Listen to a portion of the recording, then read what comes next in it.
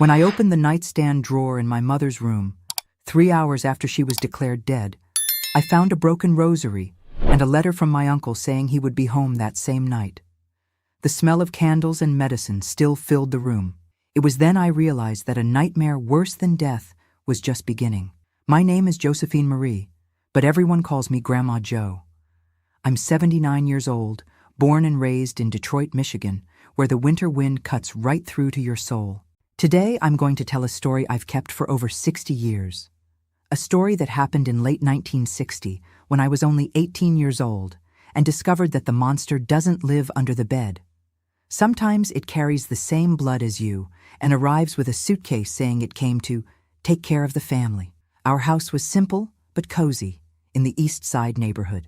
One of those wooden houses with a front porch and a long backyard with apple trees, cherry trees, and even a small vegetable garden that my father tended on the rare Sundays when he was sober. The wooden windows that rattled hard in the wind, the floors that creaked announcing whoever was coming, the old coal furnace that stayed lit even in summer. These memories still warm my heart on the coldest days. There were 3 of us, me, my mother Antonia, and my father Sebastian.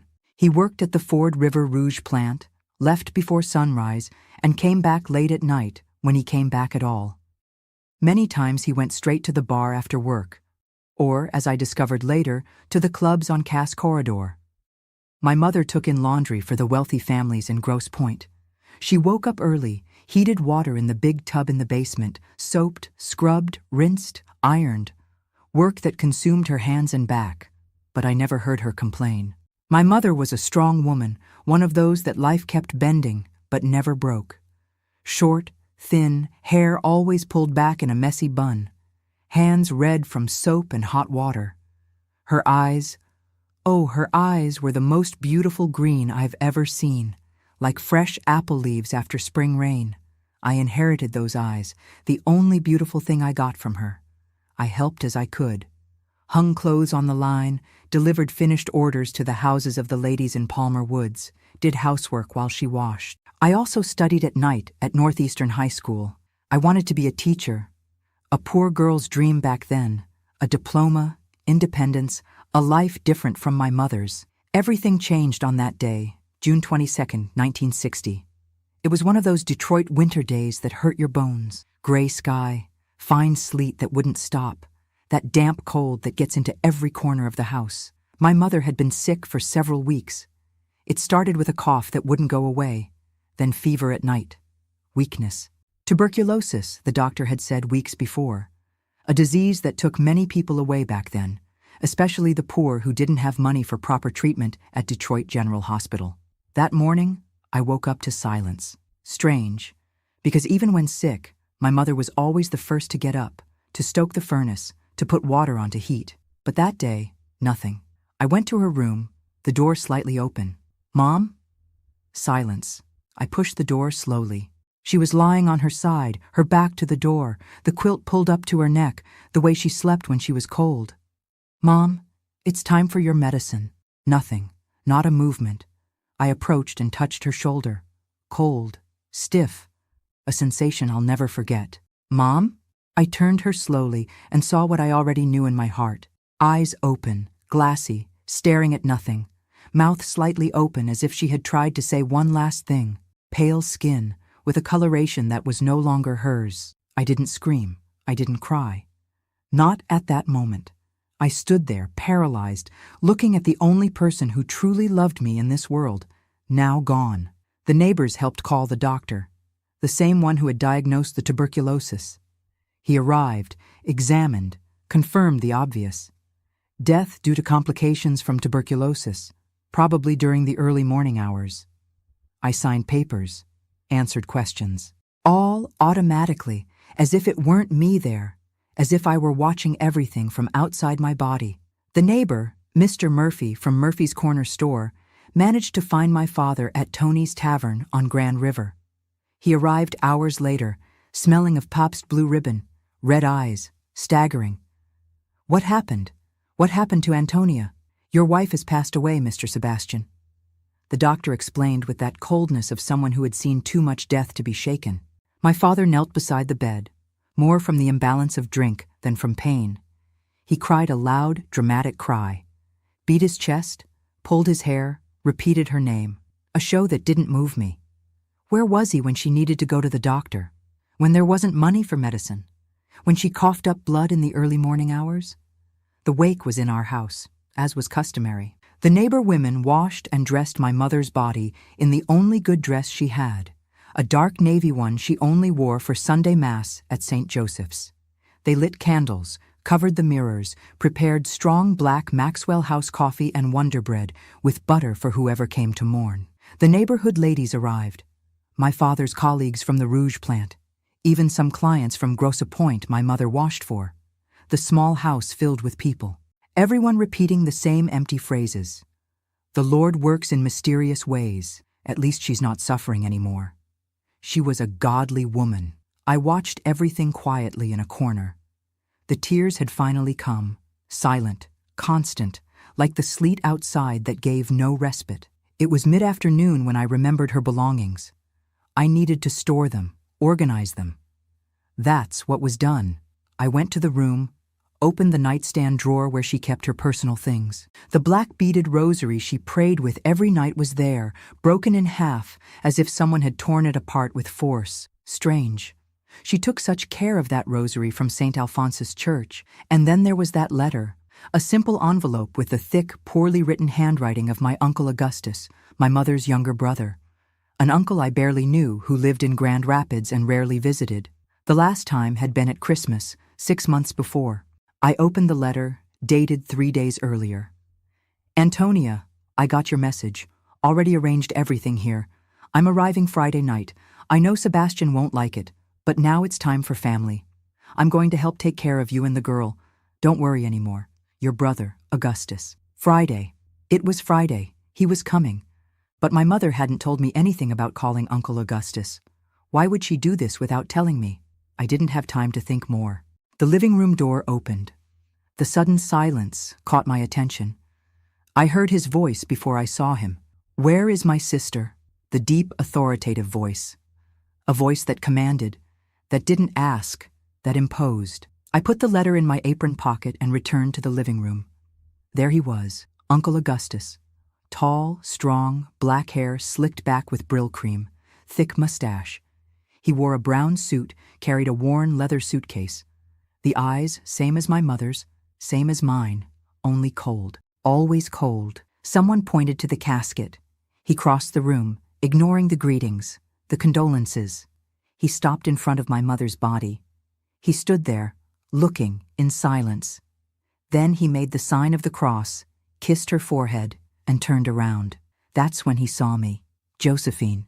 It wasn't a question, nor a greeting. It was a statement, like someone saying, "Still here." "Uncle Augustus, when did it happen?" "This morning." "Doctor said it was during the night. The tuberculosis." "Yes, the tuberculosis." He cut short, dry. "Where's your father?" I pointed to the backyard, where my father was with some men from the plant, drinking Stroh's beer, receiving pats on the back, already more resigned than mourning. Uncle Augustus went there. I saw through the window their conversation. My father surprised, then irritated. My uncle talking, gesturing. My father shaking his head, disagreeing. Then resigned. Something had been decided, and I wasn't consulted. The next day, after the funeral at Mount Eliot Cemetery, I found out what. "Augustus is going to stay living here," my father announced, without looking me in the eyes. "To help take care of the house, and you." "I don't need anyone to take care of me, Dad. I'm 18 years old." "You do need it. I'm your father, I decide." Before I could answer, my uncle entered the kitchen. He had taken off his suit jacket, rolled up his shirt sleeves. He seemed bigger inside our small house. "We start tomorrow organizing everything. The house is a mess. Doesn't even look like there was a woman living here." The casual cruelty of the words. As if my mother hadn't worked herself to death until the last day. As if our house wasn't clean and tidy, as much as possible. "My mother was sick," I replied, anger rising up my neck. He looked at me as if he just now noticed my presence. "Right.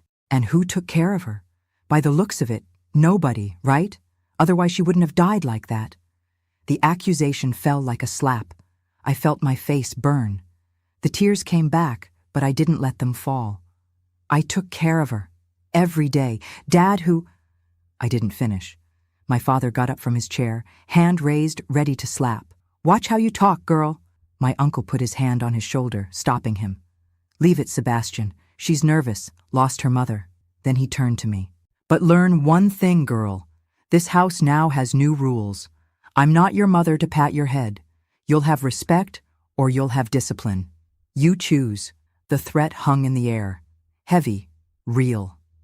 I ran to my room, the only place that still seemed mine in that house that, in less than 24 hours, had stopped being a refuge to become a prison. Lying in bed, looking at the water-stained ceiling, I understood that my mother's death was just the beginning of my losses. Now I had lost the house, freedom, peace, and in my uncle's eyes that afternoon, I had already seen that he planned to take much more from me. Oh, my dear ones watching this video, I got lost here in memories and almost forgot about you. Have you ever been through something like this? Losing someone and then having your whole life turned upside down? Tell me in the comments below where you're watching this video from and how many children you have. I love knowing who the souls are on the other side of this little screen, sharing a bit of my story. Don't forget to subscribe to Grandparents' Tales and give this video a like to make this grandma happy. Now, let's continue. On the first night after the funeral, I stayed awake until late. I heard their conversation in the kitchen. My father and my uncle drinking Old Crow whiskey, talking loud. "Problem is the girl." It was my uncle's voice. "Josephine, what about her? She's at a dangerous age, already thinking she's a woman.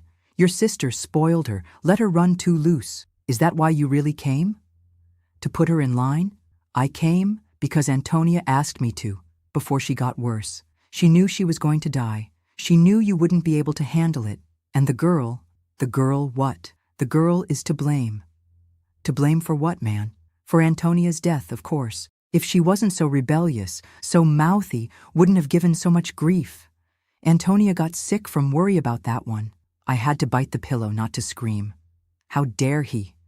Me, who took care of my mother until her last breath. Who worked, studied, helped at home. Who never gave reason for shame or worry. Don't talk nonsense, Augustus. My father, for the first and only time, defended me. The girl is hardworking, and Antonia died of tuberculosis, not grief. Tuberculosis she caught washing clothes in that freezing basement to support this house, while you spent everything at the track and the bars. Silence. Then the sound of a chair scraping, glass breaking. I didn't call you here to judge me.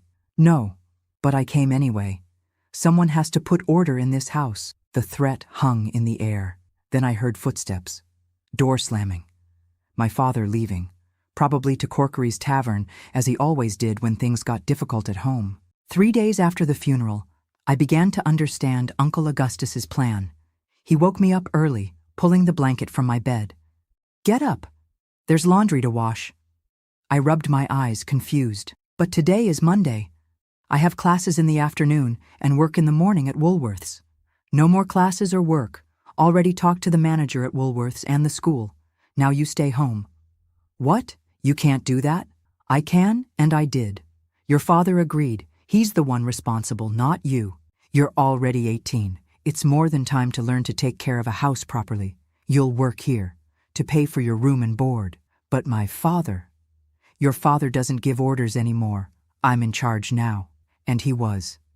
In 1 week, Uncle Augustus had completely transformed our routine. My father, who was already absent, now barely appeared at home. He slept, had breakfast, and left for the Rouge plant. Sometimes he didn't come back for days. When I complained, my uncle shrugged. Men have needs, and there's no woman of his here anymore. The insinuation disgusted me. The house servant was now me. I washed, ironed, cooked, cleaned. Endless work, without rest, without thanks. If something wasn't perfect, and for Uncle Augustus, it never was, came the punishment. At first it was just shouting. Then came the slaps. The first was when I burned the Campbell's soup. "You don't even know how to do this right!" The slap cracked on my cheek, throwing me against the Kelvinator stove. "Didn't your mother teach you anything, or are you just stupid?" The slaps became shoves, the shoves became punches, the excuses changed, but the violence was constant. Look at this floor, poorly mopped. The shirt is poorly ironed. Took too long to make dinner. The worst part wasn't the physical pain. It was the humiliation, the constant comments. You look like a pig, not even good enough for marriage. Not even your mother could stand it, died to get rid of you. Each phrase a cut to the soul. Each insult a stab to my mother's memory. At night, in my room, I cried quietly into my pillow so he wouldn't hear. I cried for my lost mother, for my absent father, for my interrupted life, for the dreams of being a teacher that seemed increasingly distant. Mom, I whispered in the darkness, help me. But the only answer was the silence of the old house. And sometimes, my uncles snoring in the next room. A month after my mother's death came the worst part. On a very cold December night, I woke up to my bedroom door opening. My uncle's silhouette against the dim light from the hallway. Uncle? Did something happen? It's too cold to sleep alone. The smell of bourbon was strong. He staggered to my bed, sat on the edge. What do you want? Company. His heavy hand touched my knee over the blanket. You're already a woman, aren't you? 18 years old. Your mother at this age had already married. I understood immediately. I froze with fear, with disgust.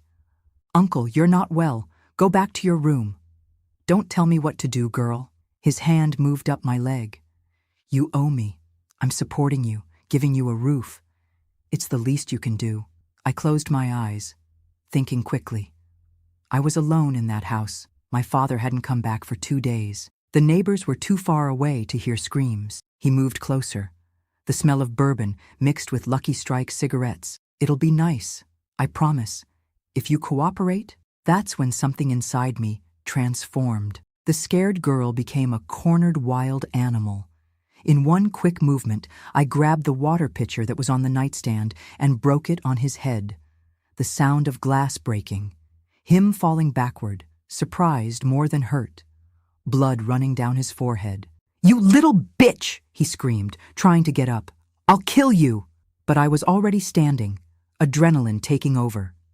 Years of carrying heavy bundles of wet laundry had given me strength he didn't expect. I pushed him with everything against the wall, gaining precious seconds.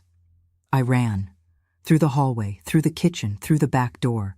The cold Michigan night received me, the cutting wind on my bare feet.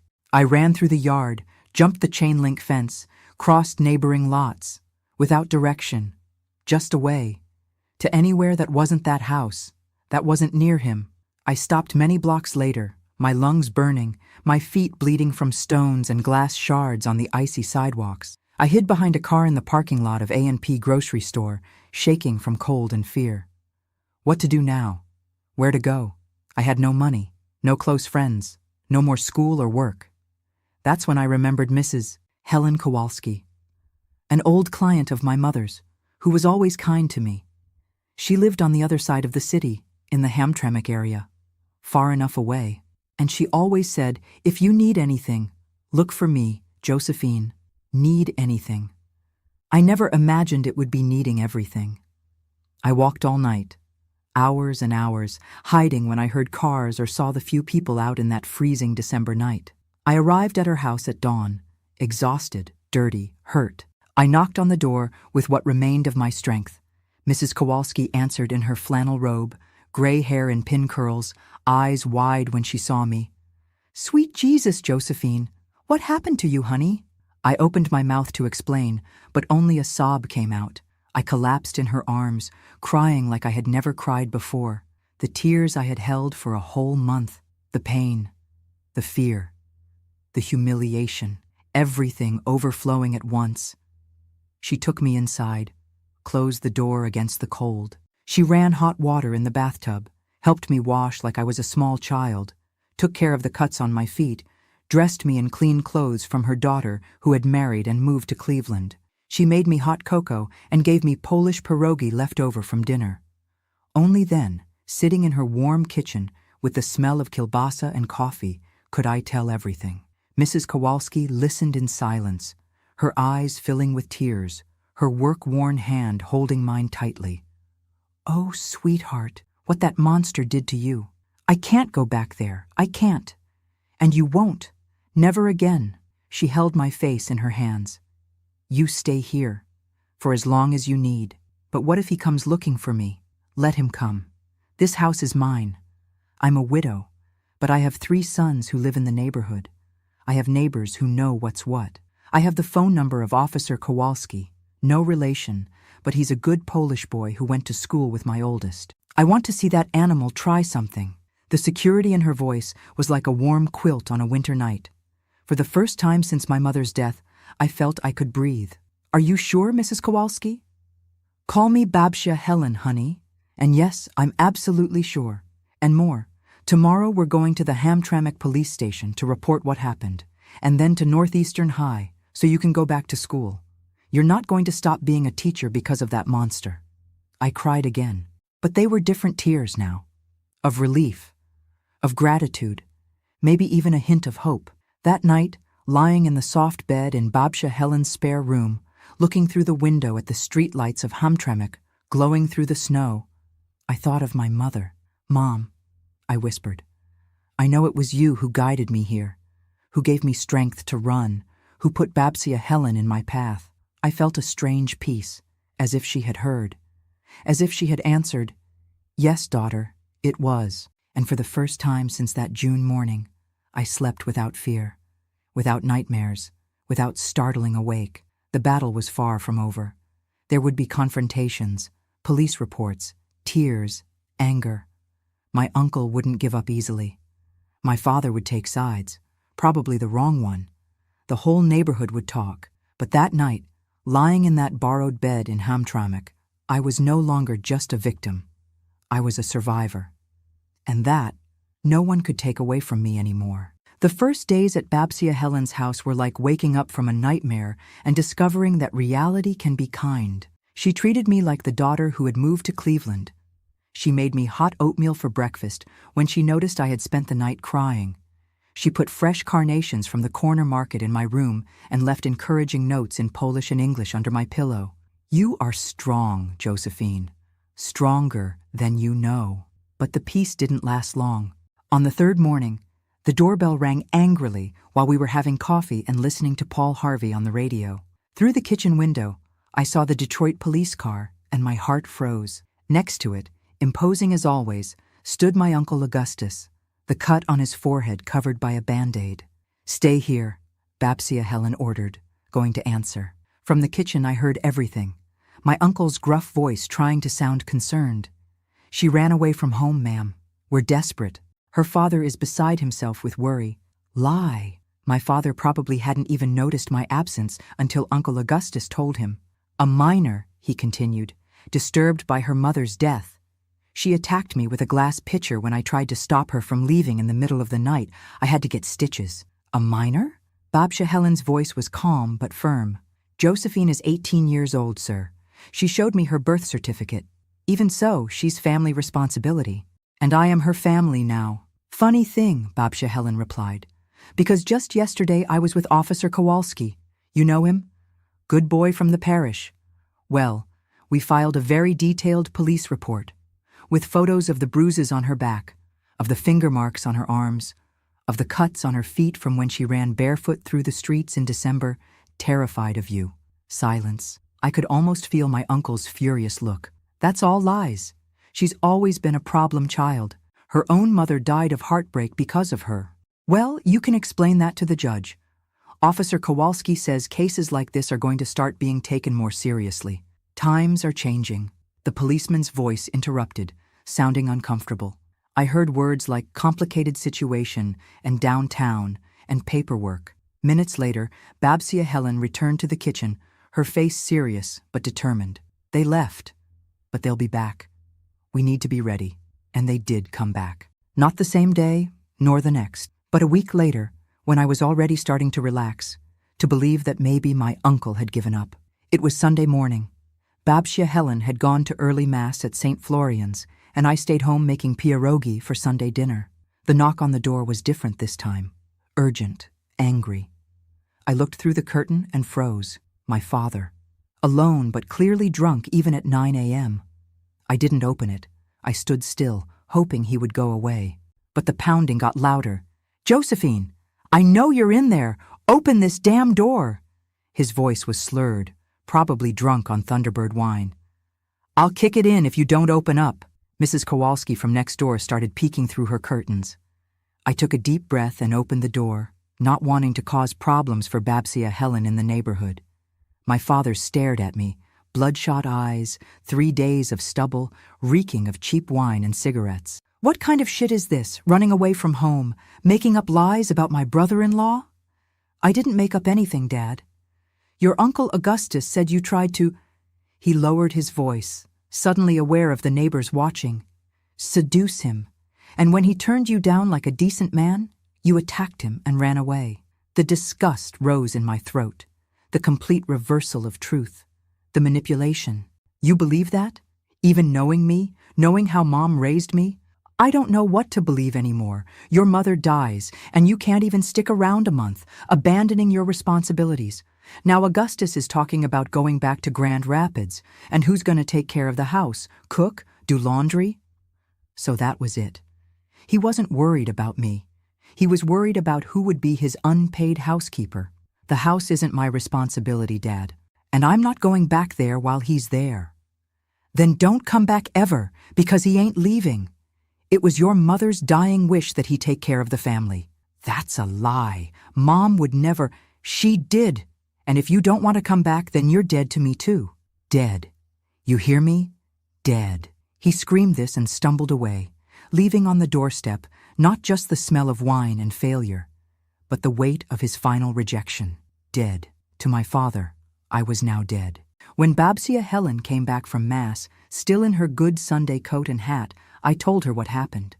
She listened without interrupting, then was quiet for a long time. "Josephine, Jesco, what do you want to do with your life?" "What do you mean?" "Your future, your dreams. What do you want to become?" No one had ever asked me that. Not even my mother, who despite all her love, always assumed my life would be like hers. Hard work, early marriage, children, more hard work until you drop. "I want to finish high school, go to Wayne State University. I want to be a teacher." "Then that's what we're going to make happen." The following Monday, Babsia Helen took me on the bus downtown to re-enroll at Northeastern High. She also got me a part-time job at Kresge's Five and Dime, where her friend Mrs. Nowak was a floor supervisor. In the following weeks, I established a routine, worked after school and weekends at Kresge's, studied every evening at the kitchen table while Babsia Helen did her mending. Life began to have a rhythm, a peace I hadn't experienced since before my mother got sick. But my uncle hadn't given up. In February, 2 months after my escape, he appeared at Kresge's during my shift. He walked in calm as could be, well-dressed in his brown suit, looking at merchandise like any other customer. I froze, recognizing his voice before I saw him asking Mrs. Nowak about men's cologne. He made his way to the section where I was stocking bobby pins and hair ribbons. "Josephine, we need to talk. We have nothing to talk about. I have a proposition. One last offer before I take more serious steps." "What kind of proposition?" "Come back home, just until June when you graduate. Help me settle your mother's affairs, get the house in order, then I'll give you money to start fresh. Maybe even help with college." I looked straight into his eyes. The same green eyes that were so warm in my mother and so cold in him. "Never. I'd rather sleep in the street. That might be exactly what happens to you." His voice was quiet but threatening. "You think that old Polish lady can protect you forever? You think the police care about a runaway girl with no family?" "Mr. Kowalski," I called to the store manager, loud enough for other customers to hear. "This man is bothering me. He's the one I told you about." Mr. Kowalski, a stocky man who'd survived Guadalcanal and didn't scare easy, came over from behind the counter. He looked my uncle up and down. "You bothering my employee, mister?" "I'm talking to my niece. Family business. In my store, she's not your niece. She's my employee, and she's telling you to leave her alone. Look, I don't want any trouble." "Then don't start any. Door's right behind you." For the first time, I saw my uncle backed down. He wasn't used to men who fought back. "This isn't over, Josephine," he muttered, heading toward the exit. "Yes, it is," I called after him. It's been over since the night you tried to rape me. Several customers stopped and stared. My uncle's face went red, but he kept walking. That night I couldn't sleep, his threats echoing in my head. The next day I told Babcia Helen, who immediately called Officer Kowalski. By evening, we had an updated restraining order. My uncle was forbidden to come within 500 feet of me, the store, or Babcia Helen's house, but paper couldn't stop a man bent on revenge. March 1961 came with terrible news. Babcia Helen got a phone call at dinner time, and when she hung up, her face was white as her Sunday tablecloth. "Josephine, honey, your father had an accident." "What kind of accident?" "Car hit him on Jefferson Avenue. He was walking back from Mickey's Tavern, stepped right into traffic. Driver said he never saw him in the dark." Did he die?" "No, but he's in bad shape. Detroit General Hospital." I went to visit even though everyone advised against it. My father was barely recognizable, tubes everywhere, machines beeping, bandages covering half his head, both legs broken, several ribs cracked, and brain swelling. The doctors weren't optimistic. At the hospital room door, I found the last person I wanted to see. My uncle, Augustus. "Come to see what you caused." His voice was tired but still bitter. "What I caused? You're the one who drove him to drink more. If you hadn't run away, he wouldn't be like this. He'd be home with his daughter, what was left of his family, not drinking himself to death at Mickey's every night.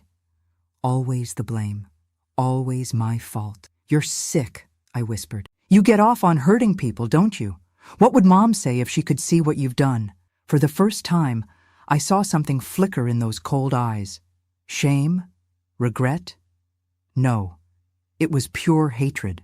"Your mother knew exactly what kind of daughter she had. Ungrateful. Selfish. In her last weeks, she told me she was worried about what would happen to you, that you needed a firm hand." "You're lying," I shouted, loud enough that a nurse looked in. "My mother loved me. She loved you like you love a stray dog, because she had to. But she trusted me to do what was right. That's why she wrote to me before she died." February 1961 brought news of my father's death. He never woke up from the coma. The funeral was even smaller than my mother's. A few guys from the Rouge plant, some neighbors, Babcia Helen and me. Uncle Augustus handled all the arrangements, acting like he was the only family left. After the cemetery, he cornered me by the cars. "It's finished now, Josephine. Your father's dead. The house is mine." "What do you mean, yours?" "Your father signed it over to me before the accident. Got himself so deep in debt, had to sell. I have all the papers, all legal and proper." "That's impossible." "I've got the deed. Recorded at the courthouse. Your childhood home belongs to me now." I couldn't believe it, but the next week I checked at the Wayne County Courthouse. It was true. Somehow, my uncle had gotten my drunken father to sign over the house, probably for a bottle of whiskey and empty promises. When I told Babcia Helen, she was furious. She called her sons, called Officer Kowalski, even called a lawyer from the parish. But everyone said the same thing. If the sale was properly witnessed and recorded, there wasn't much we could do. My uncle had won. He'd taken everything, the house, the memories, every stick of furniture my mother had loved, or so he thought. Because the one thing he couldn't take was my determination to make something of myself. Spring 1961 brought an unexpected gift. There was a small life insurance policy my father had through the UAW, with me listed as beneficiary. It wasn't much, $500, but it was enough for a new beginning. "See?" Babcia Helen said when the check arrived. "Your mama was looking out for you even then. She probably made sure your name was on that policy years ago, knowing someday you might need it." With that money, I rented a tiny room in a boarding house for working girls near Wayne State University. Babcia Helen wanted me to stay with her, but I knew I needed to prove to myself that I could make it on my own. The room was barely bigger than a closet, just a narrow bed, a small dresser, and a window that looked out on the alley behind Angelo's Coney Island restaurant. But it was mine. The first space that truly belonged to me since my mother died. Spring turned to summer, and I graduated from Northeastern High School. No family there to see me walk across that stage, just Babcia Helen in her best dress, crying with pride as I received my diploma. That night, we celebrated with pierogi and Stroh's beer at her kitchen table. Your mama would be so proud, she kept saying. So proud of her girl. In fall 1961, I started classes at Wayne State University, studying to become a teacher. It was harder than I'd imagined. Not just the coursework, but being surrounded by kids from families with money. Kids who'd never worked a day in their lives, who talked casually about summer vacations at Mackinac Island and new Chevrolets. I felt the divide every day. While they wore the latest fashions from Hudson's department store, I wore the same 3 dresses Babcia Helen had sewn for me. While they complained about their allowances, I counted every penny, eating crackers and peanut butter for dinner so I could afford textbooks. But I belonged there. Every A on a test, every professor's nod of approval, every excellent work, Miss Sebastian, written in red ink on my papers, proved it. I wasn't just the daughter of a drunk and a laundress anymore. I was Josephine Sebastian, future teacher, future college graduate. October brought an unexpected encounter. I was studying in the university library when a familiar voice made me look up. Josephine? Josephine Sebastian? It was Robert Mitchell, a boy I'd known at Northeastern High. He'd been in my English class senior year. Smart, kind, one of the few kids who'd been nice to me even though I was obviously poor. Robert, what are you doing here? Engineering program. What about you? Education. I'm going to be a teacher. We started talking, and before I knew it, 2 hours had passed. He walked me to the bus stop afterward, and we made plans to study together the following week. Robert became my first real friend at Wayne State. He understood what it was like to work for everything. His father had died in Korea, and his mother cleaned offices downtown to pay for his schooling. We studied together, grabbed coffee at the student union when we could afford it, and slowly, carefully, began to mean something to each other. You want to change the world, he told me one snowy December evening as we walked across campus. I can see it in your eyes when you talk about teaching. Someone changed mine, I said, thinking of Babcia Helen, of my mother, of all the people who'd shown me kindness when I needed it most. Maybe I can pass it on. Winter 1962 brought news that shook me to my core. Babcia Helen called me at the boarding house on a Tuesday night, her voice shaking. Josephine, honey, I have to tell you something. Your uncle, he's dead. I sat down hard on my narrow bed. What happened? Heart attack. Found him in that house of yours, your mama's house. Been dead 2 days before the mailman noticed the newspapers piling up. I should have felt something. Relief, maybe, or closure. Instead, I felt nothing at all. There's something else, Babcia Helen continued. He left a will. The house, he left it back to you.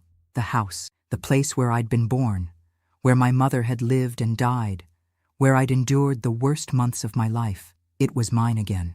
The next weekend, I took the bus back to the old neighborhood for the first time in over a year. The house looked smaller than I remembered, shabbier. The paint was peeling, the front porch sagged, and the yard was full of weeds.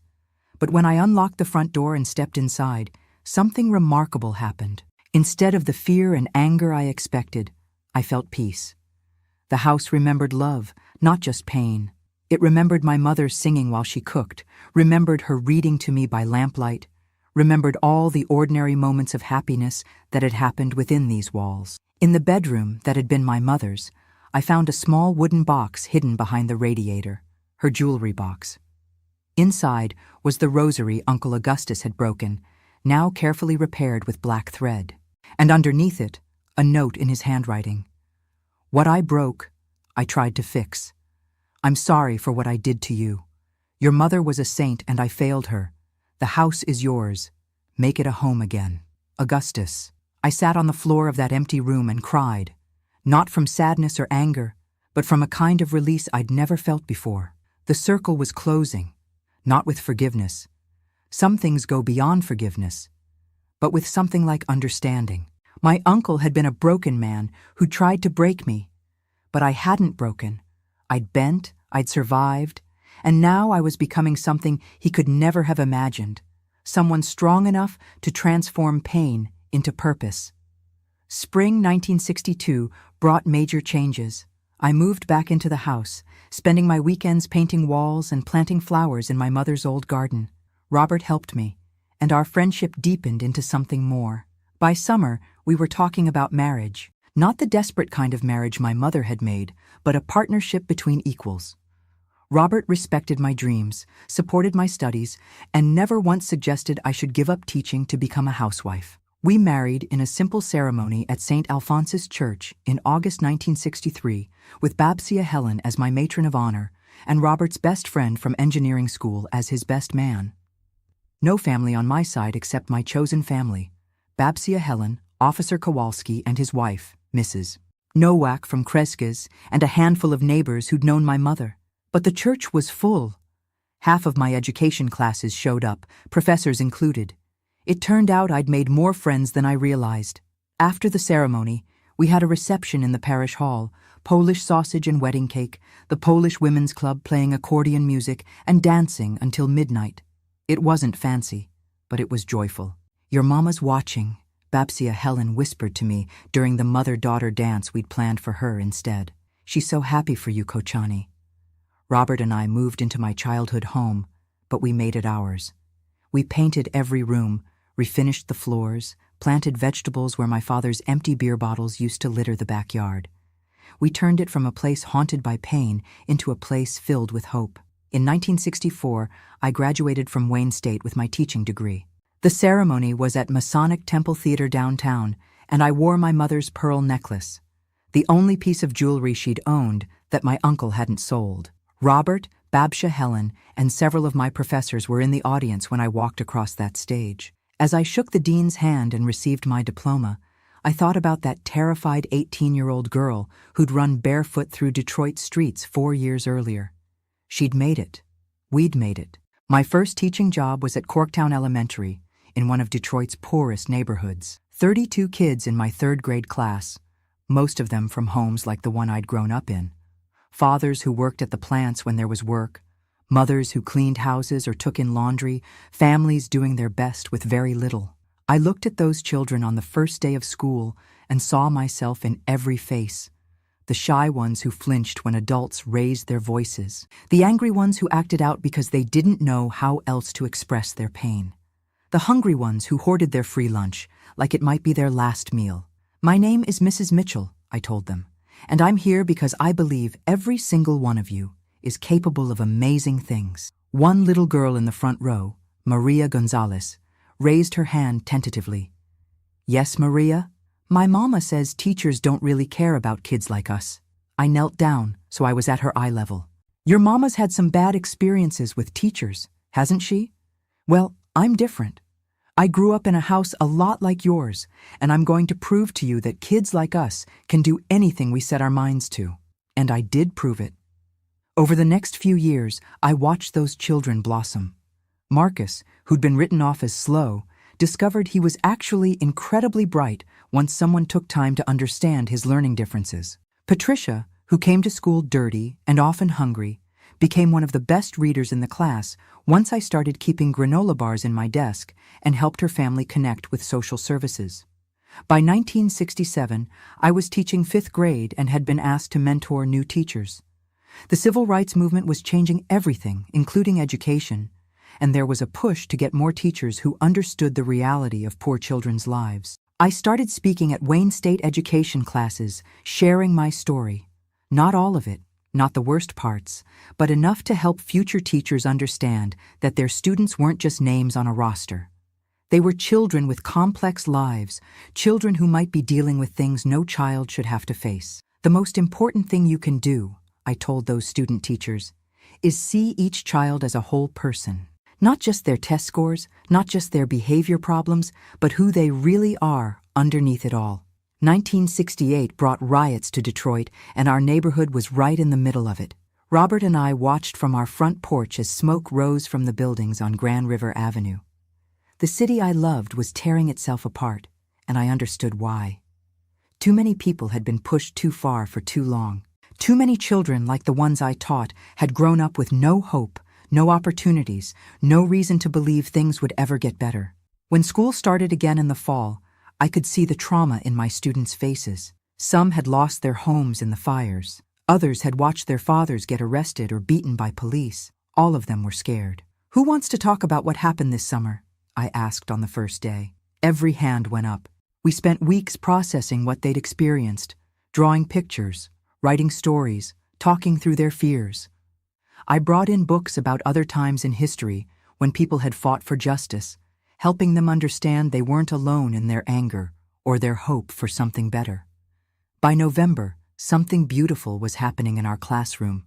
These children who'd been traumatized were starting to see themselves as part of something bigger, part of a long story of people fighting for fairness, people who refused to give up even when things looked hopeless.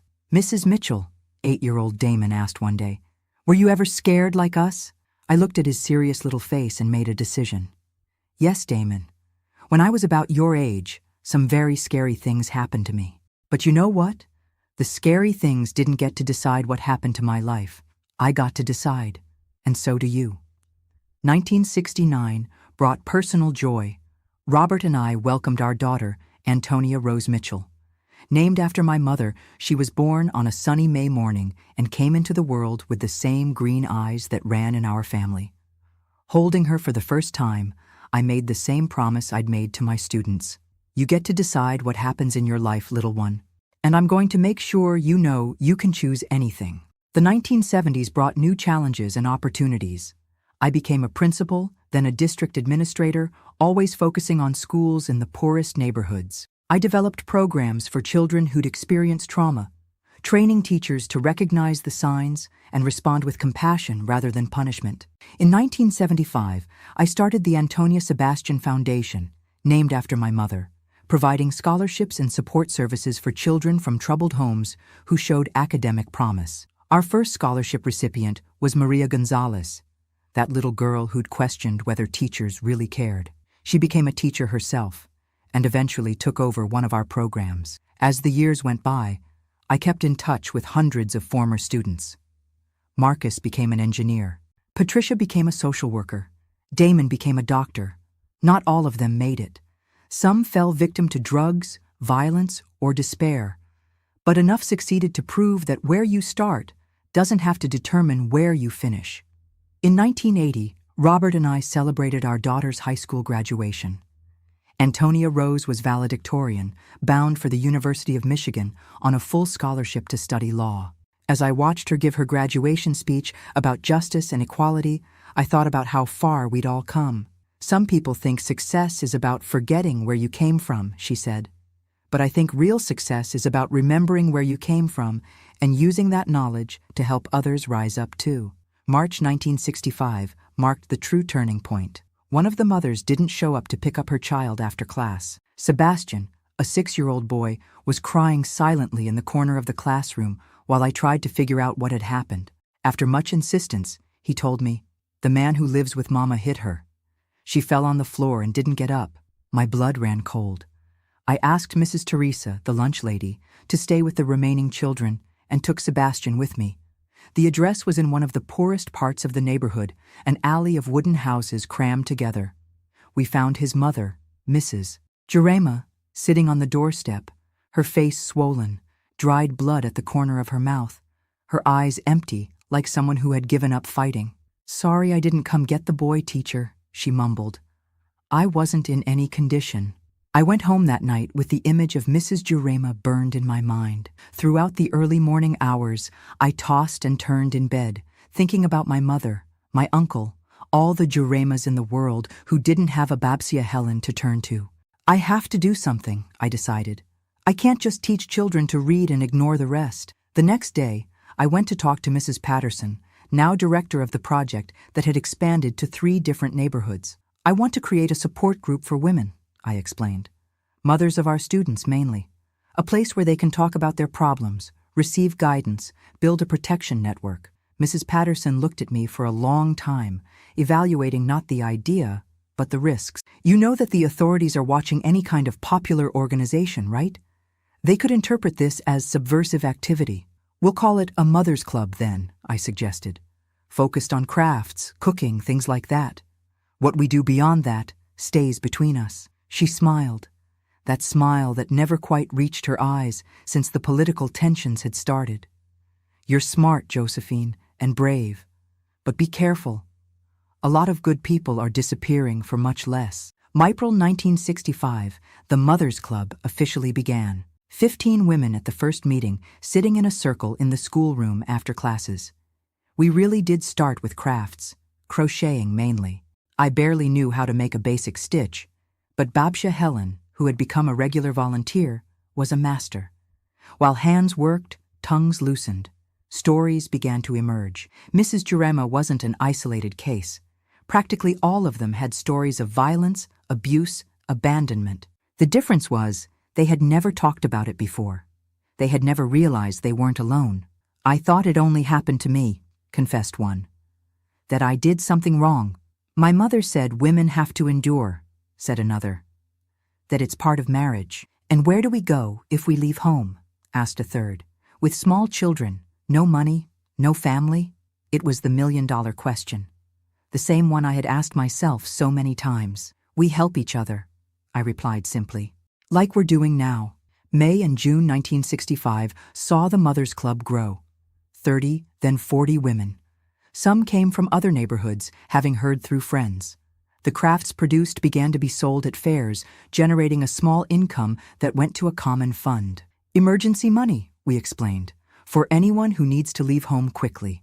We began to establish a network of safe houses, women who had a spare room or who could accommodate someone on the couch for a few nights. We got the discreet support of 2 lawyers, friends of Dr. Peterson, who advised on separations, child custody, and complaints. July 1965 brought the first big test. Need, one of the quietest women in the group, showed up at my house in the middle of the night, her face so beaten that I could barely recognize her. With her, 3 small children, only with the clothes on their backs. "He said he was going to kill me," she whispered. And I believed him. I brought everyone inside and activated our network. In less than an hour, we had arranged a safe place for Nide and the children, in another neighborhood, far enough away. The next day, one of the volunteer lawyers was already preparing documents for a protective order. Something rare to get at that time, but not impossible. When Nade's husband showed up in the neighborhood looking for her, he found a wall of silence. Nobody knew anything. Nobody had seen anything. August brought me unexpected recognition.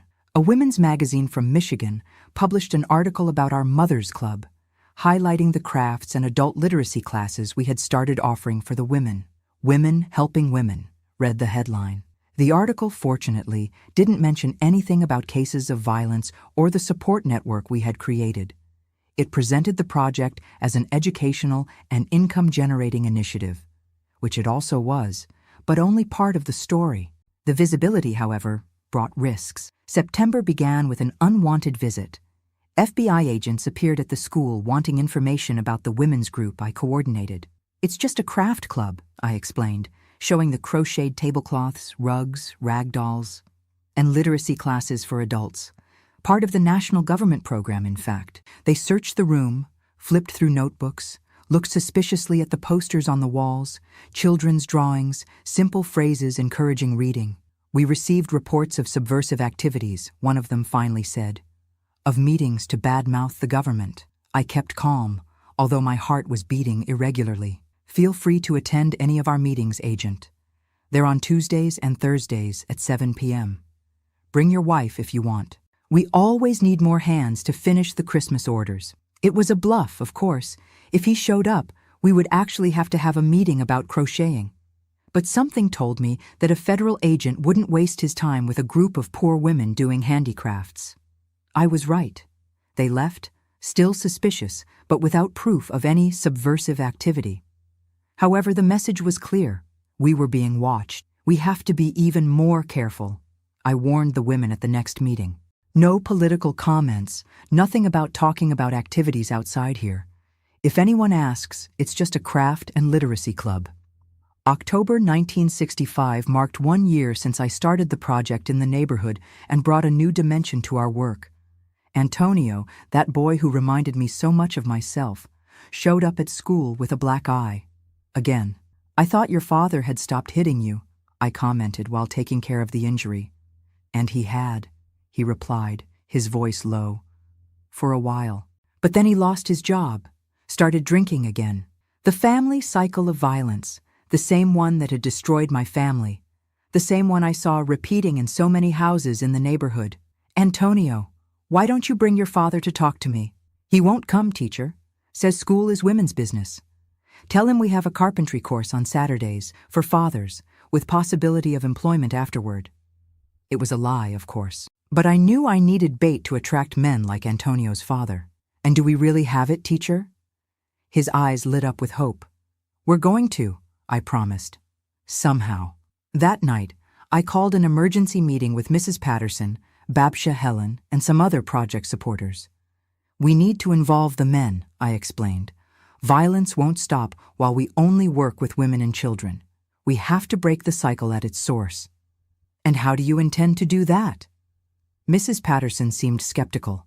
Violent men aren't just going to show up for a lecture on how not to hit their wives. That's why we need another approach. Something that attracts them for other reasons. Professional courses, for example. Adult literacy focused on men. While they learn a trade or to read, we can work on other values. It wasn't easy to convince everyone. Some thought it was too dangerous to bring these men close to our work. Others doubted we could change such ingrained behaviors. Look at Antonio, I argued.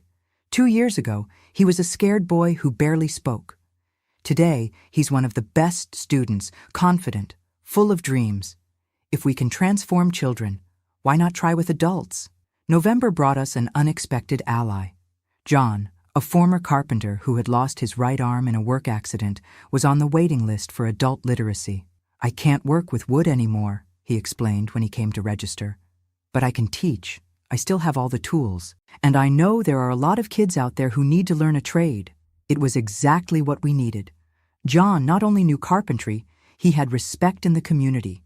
He was a hard man, yes, the type who didn't show feelings easily, but no one had ever seen him drunk or knew of him hitting his wife or children. How much do you charge to teach classes on Saturdays? I asked directly. He seemed surprised. Don't need to pay, teacher. You're going to teach me to read for free, aren't you?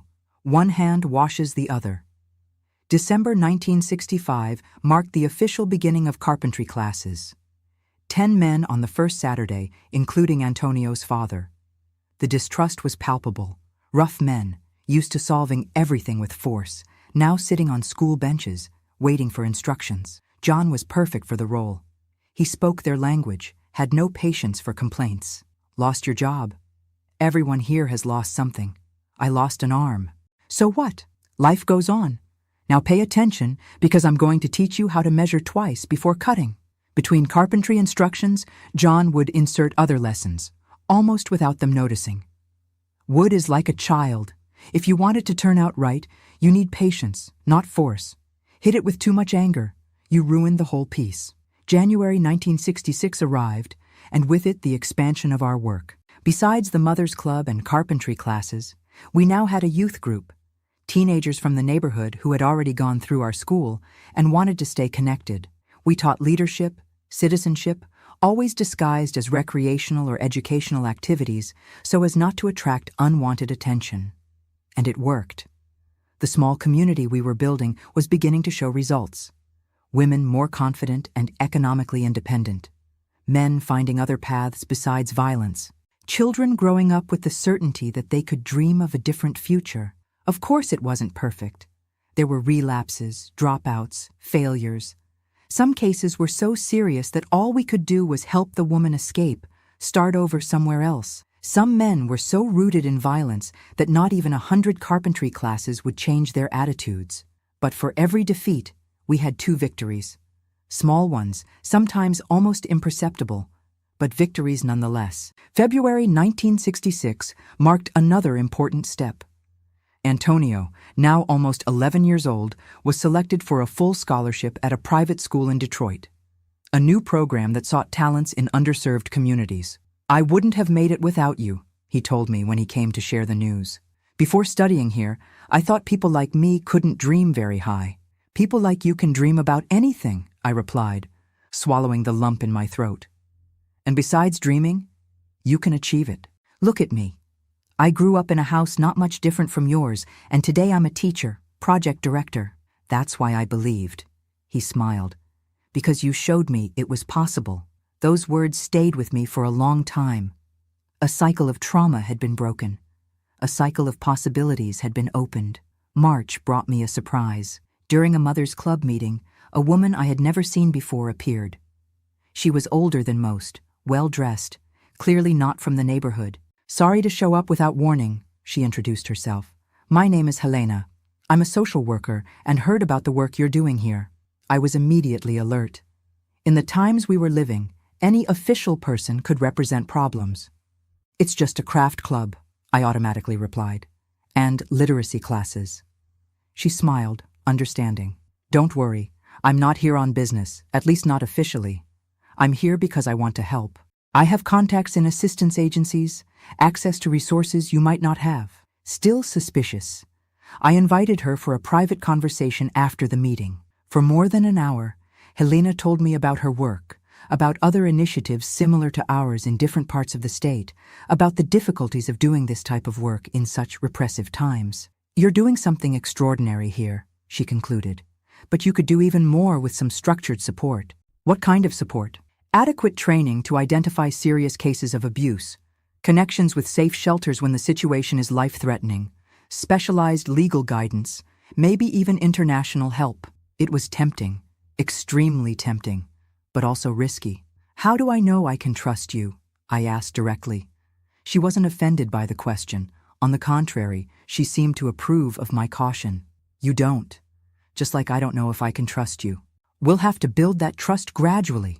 Start by checking my credentials, talk to other people who work with me. Then we decide on next steps." That's what I did. Over the following weeks, I discreetly verified Helena's background. I discovered that she really was who she said she was, and more. She had connections with international organizations that supported grassroots work in the United States, especially those focused on women's and children's rights. April 1966 marked the beginning of a new phase. With Helena's help, we began to better structure our work. We received specific training to deal with cases of violence. We established more efficient security protocols. We expanded our support network to include health professionals, specialized lawyers, even some trusted police officers who could intervene in emergency situations. Most importantly, we were no longer alone. We were part of a larger network, connected to other similar projects in different parts of the country. May 1966 brought me an invitation I never expected to receive. Helena wanted me to participate in an international meeting on women's rights that would take place in Toronto. "You would be a perfect representative," she argued. "You know the reality in practice, you have results to show." "But I've never even left Michigan," I protested. "I don't speak other languages. I don't have appropriate clothes. I wouldn't know how to behave at such an event." "All of that can be resolved. What's important is your experience, your voice." I debated with myself for days. The opportunity was unique, but the fear was real. Not just the normal fear of facing an unknown situation, but the specific fear of those times, leaving the country, participating in an event that could be seen as subversive, leaving traces that authorities could follow. In the end, determination won over fear. I accepted the invitation. June and July were of intense preparation. Helena helped me with documentation, with basic notions of French, with tips on how to behave in different situations. Babsia Helen lent me a suitcase. Mrs. Patterson reorganized schedules so I could be absent for 2 weeks. The Mothers Club took up a collection and gave me a simple but elegant suit. "To represent us properly," they said. August 1966 was when I finally boarded for Toronto. I'll never forget that trip. The fear when passing through immigration, fearing that at any moment someone would stop me, discover the true purpose of the trip. The admiration at seeing such a large and cosmopolitan city. The nervousness when entering the hotel where the meeting would take place, surrounded by sophisticated, educated women from different parts of the world. "I don't belong in this place," I thought more than once. "I'm just a neighborhood teacher, daughter of a laundress and factory worker." But then the work sessions began, and I realized that, despite the differences in origin, education, resources, everyone there shared the same objective: to build a world where women and children could live without fear, with dignity, with opportunities. When my turn came to speak, to share the work we were doing in Detroit, the initial nervousness gave way to passion. I talked about the women in the Mothers Club, about the men in carpentry classes, about the children who were growing up with new models and possibilities. I talked about Antonio, about Nade, about so many other cases of transformation we had witnessed. I also talked about the difficulties, the risks, the failures. When I finished, I was surprised by enthusiastic applause. Women I admired, with academic training, years of experience in international organizations, were applauding my work.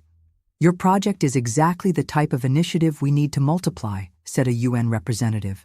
"Grassroots work, connected to local reality, done by people who truly know the problems." It was a moment of validation I never expected to experience. The girl who fled from her abusive uncle on a winter night, barefoot and desperate, was now being internationally recognized for her work.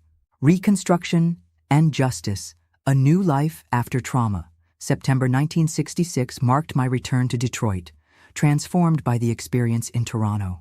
I came back not only with new ideas and contacts, but with renewed conviction that we were on the right path. More importantly, I came back with resources. The project had been selected to receive financial support from an international foundation, as long as we maintained a discrete profile and continued formally as an educational project. The following years were of careful expansion: 1967, 1968, 1969. Each year brought new challenges and achievements.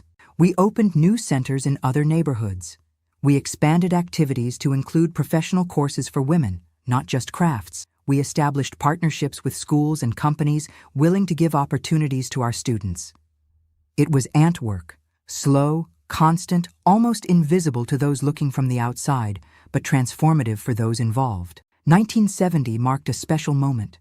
Antonio, that boy who reminded me so much of myself, passed the entrance exam for engineering at Wayne State University. First in his family to enter university. "I came to invite you to my high school graduation," he said proudly. "Without you, none of this would have happened." "It would have happened," I contested. "You had everything inside you. You just needed someone who believed, like Babsia Helen believed in me." It was true. If it hadn't been for Babsia Helen, that fateful dawn, who knows where I would be? What would my life be like? Would I have survived my uncle? Would I have found a path beyond trauma? The early 70s was a dark period in America. Political tensions were intensifying.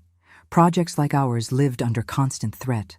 We learned to be even more careful, to disguise our work under layers of apparently harmless activities. In 1972, I received an invitation I never imagined, to teach at the College of Education in the night course. Professor Patterson, who now coordinated the department, argued that my practical experience would be valuable for future educators. "But I don't have university training," I protested. "Just the normal course." "You have knowledge that can't be learned from college textbooks," she replied. "And besides, what's stopping you from taking pedagogy while teaching? I'm sure we could arrange something special."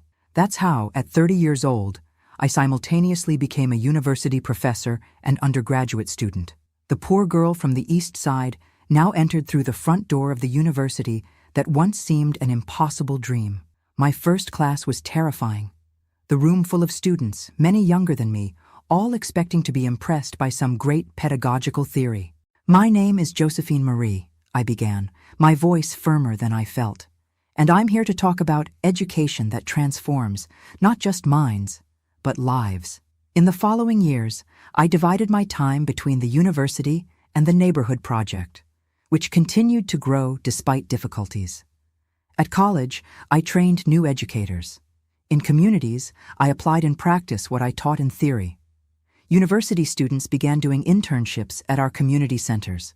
A new generation of teachers was being formed with a different vision of education, not as content transmission, but as a tool for social transformation.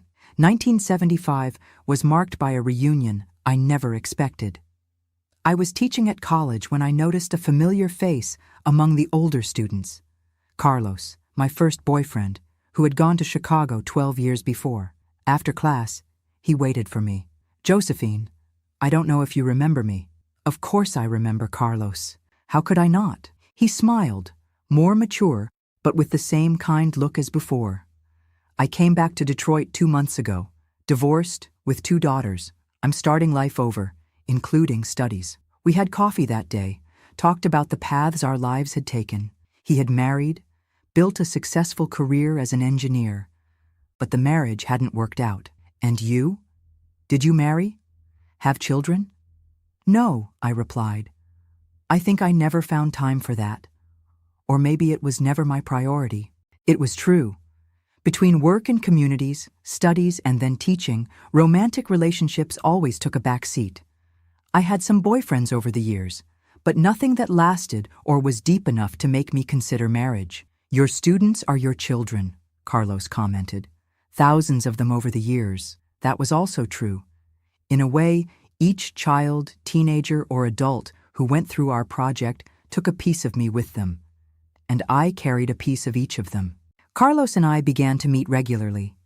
Friendship that slowly evolved into something more, different from the juvenile romance of before, more mature, more conscious, based on choice and not just emotion.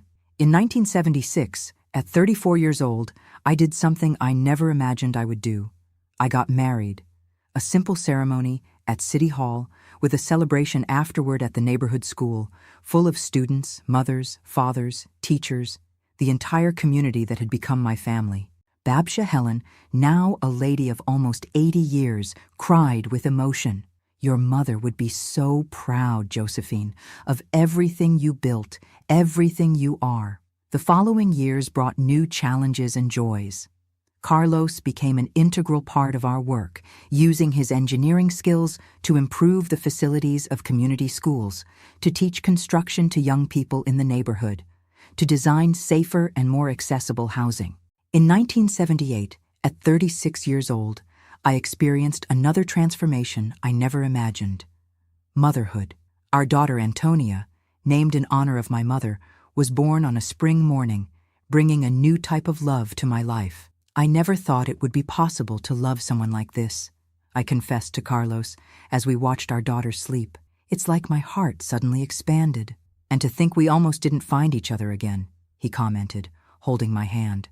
Life has strange paths, Josephine. Strange indeed. Who would have imagined that that terrified girl, running barefoot through Detroit's cold night in 1960, would one day be there, respected teacher, beloved wife, mother of a healthy child? Pain had been transformed into strength, trauma into purpose, survival into flourishing. The 80s brought the country's redemocratization and the expansion of our work. We officially founded the Renaissance Institute, bringing together all the neighborhood centers. We no longer needed to hide under the disguise of Mother's Club. We could openly declare our mission to combat domestic violence and transform lives through education. Antonio, that scared boy who reminded me so much of myself, became an engineer and teacher. In 1985, he designed and built the Institute's own headquarters in the heart of Corktown, a 2-story building with classrooms, offices, and community spaces. At the entrance, a simple plaque, for all women and children who had the courage to start over. The 90s brought new challenges: growing urban violence, drug trafficking in communities, children facing not only domestic violence, but also harassment from organized crime. We adapted our work, creating specific programs for at-risk adolescents and establishing partnerships with sports and cultural projects. In 1995, upon completing 30 years of work, I was surprised by a celebration with hundreds of people representing different phases of my journey. Antonio gave an emotional speech. Exactly 30 years ago, a young teacher looked at a scared boy and saw not just what he was, but what he could become. Today, hundreds of us are here because she did the same for each one. The 2000s brought a new role: grandmother. Antonia got married and had 2 children, Pedro and Clara. Seeing my grandchildren growing up in a safe environment, loved and respected, gave me a joy that words cannot describe. It was the final proof that the cycle had been broken. In 2005, I received the title of Honorary Citizen of Detroit for services rendered to the community. In the same year, the Renaissance Institute was recognized by the UN as a model community initiative to combat violence against women and children. Carlos passed away in 2010 after a brief battle with cancer. His departure left an enormous void, but also deep gratitude for the years we shared. He had been my safe harbor, my mission companion, the man who showed me that not everyone is like my father or uncle, that there are men capable of loving with respect, kindness, and admiration. I continued working at the Institute until 2015, when I finally retired from coordination. But I never stopped being present, advising, sharing stories with new generations of educators and social workers. Today, at 79 years old, I look back and see a life that, despite starting with so much suffering, was incredibly full. With each woman who managed to free herself from an abusive relationship, with each child who found a different path from violence, with each family that healed, a little piece of my own trauma also healed. I won't say I forgot or completely overcame what I lived through. Some wounds leave permanent scars. Occasionally, I still wake up from some nightmare, still get startled by sudden noises, still feel that cold in my stomach when I see news about abuse. But I learned that we are not defined by what happens to us, but by what we do with it. My uncle tried to destroy me, but without meaning to, he planted the seed of a strength I didn't even know I had. A strength that allowed me not only to survive, but to extend my hand to other women and children, saying, "Come, there's also a way out for you. There's also a life possible on the other side of pain." My dear ones who made it this far in this story, first I want to thank you from the bottom of my heart for listening to this old lady share such difficult memories. You know, sharing this story after so many years isn't easy, but I feel it might help someone who's going through something similar right now. If you're watching and identified with any part of my story, I want you to know, you are not alone. You have strength inside you that you might not even know yet. And yes, there is a better tomorrow possible. Tell me in the comments where you're watching this video from and how many children you have. I love getting to know who's on the other side of the screen, learning about your families. And if you can, please give this video a like and subscribe to follow other life stories and tales of overcoming that we share here. I always remember that saying my mother used to repeat, "After the storm comes the calm." At the time, I thought it was just another one of those proverbs that old people like to repeat. Today, I know it's true. The storm may last longer than we'd like, may be more violent than we imagined we could endure, but it passes. And on the other side, there is light. With love, from a grandmother who learned that the greatest revenge is living well, Josephine Marie.